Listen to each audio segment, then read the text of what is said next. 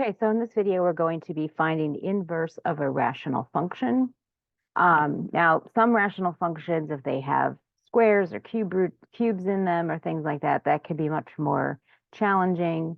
But if they have linear functions in both the numerator and the denominator, or in just one of the numerator and the denominator, then the algebra is relatively straightforward. It does take a little bit of getting used to if you've never done it before. So the process is basically going to be, we're going to replace our f of x with y. And then we're going to switch our x and y. So we get y minus 1 and 3y plus 2. And then we're going to try to solve for y. Now, the way that we proceed from here is basically we're going to multiply both sides by the common denominator. So we'll get x times 3y plus 2 on the left side and y minus 1 left on the right. And then we'll distribute. So 3xy plus 2x is equal to y minus 1. And then we'll need to collect the y terms on one side and then everything that doesn't have a y on the other side. So if I move my y over to the left side, and then I subtract the 2x to the other side, I get this. And then I can factor out my y, 3xy minus 1, 3x, sorry, minus 1 is equal to negative 2x minus 1. And then I can just divide and solve for y. So negative 2x minus 1 divided by 3x minus 1. And this is now my inverse.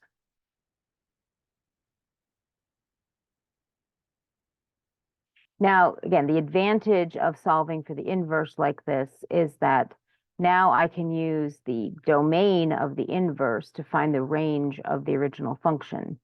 So finding the domain of a rational function is straightforward.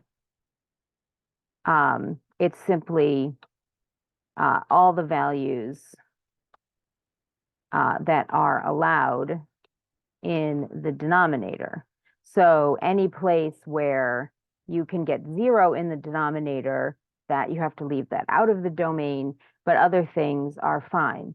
So if I look at my original problem, so the domain of the original function, 3x plus 2, if I set that equal to 0, I get negative 2/3 is not allowed.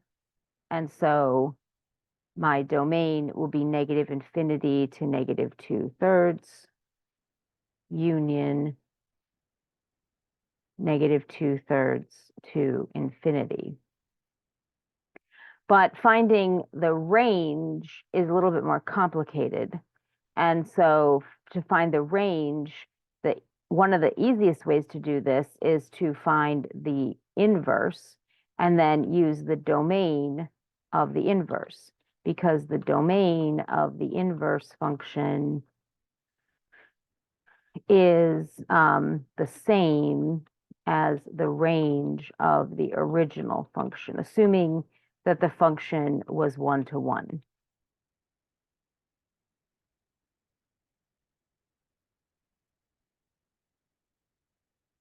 This is one of the reasons why we don't do this very often with squares and things like that, because we don't always get 1-to-1 functions, and then finding the inverse is much messier.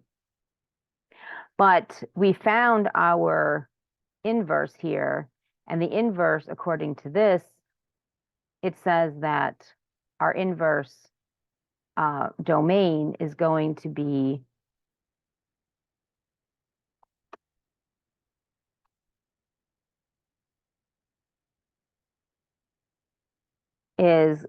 going to be 1/3 is the value that will make that denominator 0.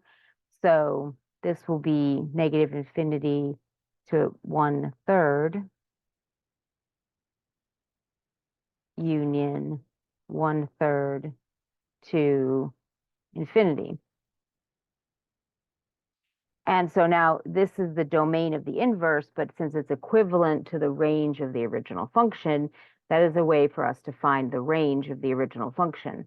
Likewise, the domain and range flip in both directions. So the range, the domain of the original function is now the range of the inverse and so forth.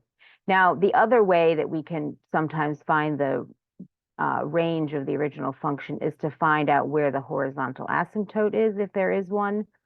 And in this case, we can see that the horizontal asymptote is in fact 1/3. If you take the leading terms and you divide them by each other, you do get 1/3 for a horizontal asymptote. So this is consistent with that process.